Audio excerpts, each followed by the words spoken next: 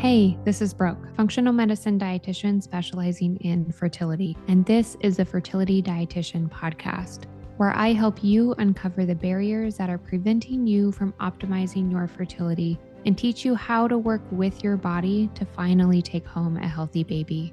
Each week, I will be diving into different topics on fertility and sharing my perspective on physiology, metabolic health, nutrition, and lifestyle approaches that have helped hundreds of couples get pregnant even after years of heartache. My goal is to empower you with the knowledge you need to take back control of your fertility. Happy listening. Blood sugar plays a really big role in fertility. The balance of blood sugar is actually crucial for overall hormone balance, egg quality, decreasing inflammation in the body, and even having a healthy pregnancy. When you think about the role that glucose or sugar plays in energy creation in our body, it makes a lot of sense. Remember that every step of the fertility puzzle, from creating hormones to building our lining to ovulation, fertilization, implantation, every step of this fertility puzzle is very energy intensive. So if there are barriers in how this energy is being created, there will be barriers in how it's being used for fertility also. Okay. Most don't realize that symptoms of irregular blood sugar can show up in cycle irregularities, so irregular ovulation timing, for instance, but it can also show up in symptoms outside of ovulation throughout our cycle too. So pain, for instance, can be associated with imbalanced or irregular blood sugars.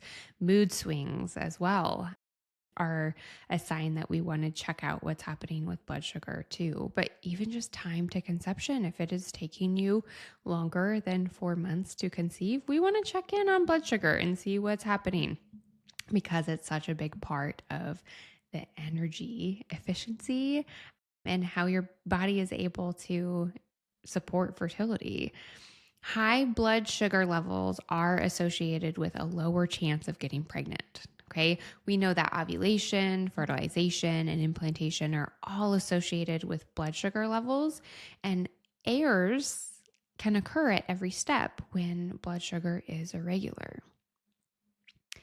If your blood sugar levels are typically above 100 milligrams per deciliter around 2 hours after a meal, then blood sugar is likely playing a large role in your time to conception. Okay.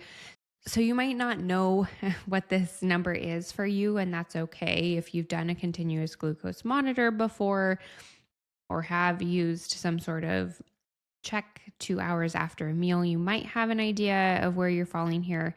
But if you have a hunch that blood sugar is concerning for you, it's worthwhile to get a continuous glucose monitor and see where your numbers are coming out. So know that if your blood sugar is typically above 100 milligrams per deciliter 2 hours after a meal, it's probably playing a role in your time to conception. It's not until blood sugar is above 140 after meals that it's actually considered in the pre-diabetic range. Okay, so that's a big difference. Like, it can still be playing a role in fertility when it's above 100, even though we're not thinking clinically about your blood sugar until it's actually above 140. All right, that's a big difference. Steady blood sugar is the goal throughout the day. And this doesn't mean the same blood sugar marker, but more of a rolling hill graph when we're thinking about a line on a chart. We don't want steep spikes and steep valleys when we're talking about blood sugar. Okay. Highs and low blood sugars, highs and low blood sugars are important to avoid. Okay, low blood sugar can actually lead to an increase in a hormone called cortisol. And cortisol is the same cortisol we think about when we think about our stress response too. Cortisol drives the breakdown of blood sugar stores, which are called glycogen, and lives in our muscles and our liver. But this is an important process. And if it's happening occasionally, it's not a big deal because it's how our body keeps us alive. But if you're consistently living off of cortisol, this is a big red flag to your body that it's not safe enough to support fertility. So your blood sugar is getting too low too often, and it's having to kick into survival mode to keep that blood sugar stable for you. We'd much rather you live off of food than cortisol, right? That's going to send more of the signals to your body that it's safe and it's nourished and it's able to produce the abundance of energy that's necessary to support fertility. We also know that high cortisol increases insulin resistance, okay? And this, friends, is one very important reason that we don't want to over-restrict carbs. Carbs are the primary fuel of choice for our cells, and even though we can learn to use other macronutrients for fuel, like protein and fat, it's not without negative metabolic side effects, especially for women's health, especially in our modern day environment. There is so much more to this story, which is why it's important to work with someone that really understands this basic physiology of cellular energy and metabolism, because blood sugar can actually be imbalanced and be occurring at a cellular level for a decade before it's showing up in our more standard blood tests, like our fasting glucose or hemoglobin A1C even.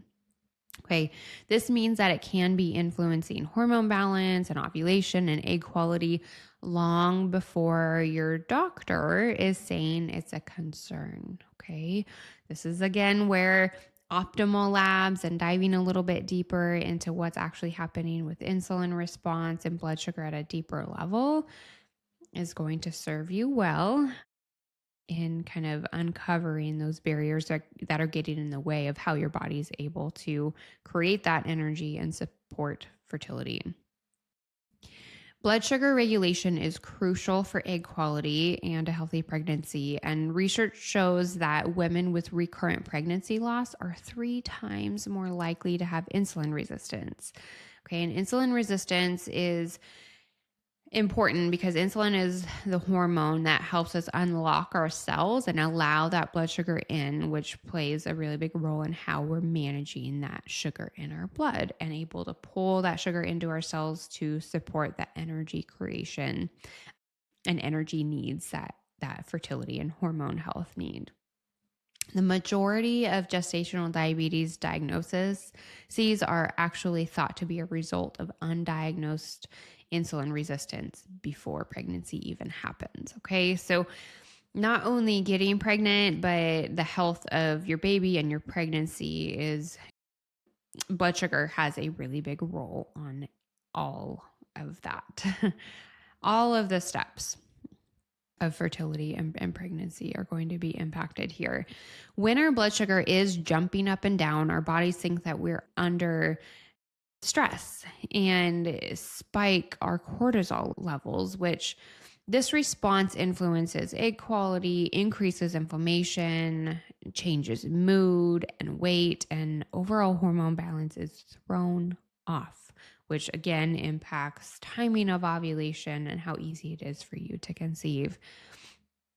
If our body remains under stress, it definitely leads to more irregular periods, more erratic mood, more sugar cravings, energy swings with eating, and even trouble sleeping, which is another big part of how we want to be supporting fertility as a whole, is making sure we're getting plenty of good quality sleep, which can be really hard when we're having blood sugar challenges. All right, so you might be wondering, what can we do to help support our blood sugar? Well, starting here is a really good place to start. These next tips are going to be really helpful at helping level out that blood sugar throughout the day, so you get more of that rolling hill graph versus that steep spikes and valleys, and that we want to avoid in managing our blood sugar. So first, starting your day with a protein-rich breakfast, aiming for 30 to 40 grams of good quality protein is the goal. including protein, complex carbs, and fat in all of your meals. So we don't want to have meals that are really carb heavy, especially refined carbs. We want to focus on complex carbs, making sure there's plenty of protein alongside those carbs, and healthy fats as well. Carbs need friends, and friends for carbs are protein and fat. It's going to help balance out that blood sugar, as well as give your body the nutrients that we're going for supporting fertility. We also want to be increasing fiber. So complex carbs are naturally going to be higher in fiber than our refined carbs, but we can think about berries and starchy veggies, and also our non-starchy veggies too, like our dark leafy greens, for instance. Things like bell peppers and carrots are also going to be contributing to fiber as well as our nutrient intake. But the fiber piece is going to help slow down that rise in blood sugar, help level out, give you kind of that steady Eddie blood sugar that we're going for throughout the day. We also want to be eating consistently throughout the day. So if you have one large meal and then you're waiting 6 hours to eat another meal, your blood sugar is going to drop.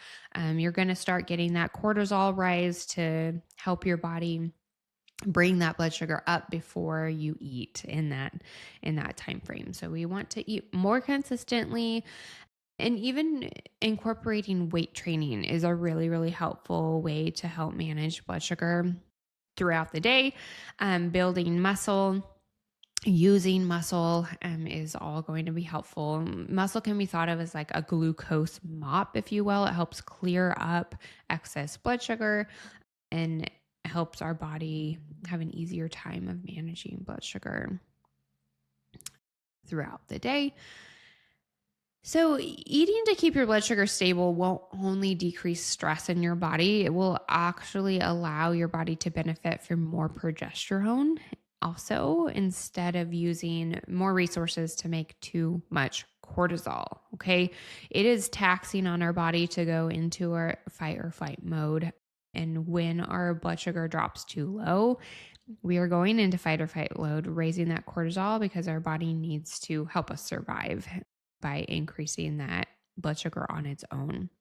And then we steal away resources from things like maturing follicles and supporting that good quality egg that is going to then help us create plenty of progesterone too. So as a follicle matures, you're also nourishing how that progesterone pattern is going to look post-ovulation too, because our follicle turns into what's called a corpus luteum, which is then what secretes that progesterone throughout our luteal phase. And this is a really big part of conception, being able to get pregnant. So if there's so much stress going on with blood sugar management throughout our cycle, that follicle is going to definitely be negatively impacted. Our progesterone levels are going to be negatively impacted. And we want progesterone not only to help us get pregnant, but also because it stabilizes our mood and it decreases inflammation. It helps us feel overall happier and just be a healthier person. And we could all use more of that, right? So it starts with blood sugar management in a lot of ways here. Nutrition is a really big deal for so many aspects of fertility, including your blood sugar balance. But you don't have to keep guessing and Googling. You really deserve the best support. And I would love to be part of that support team if you're looking to add to it.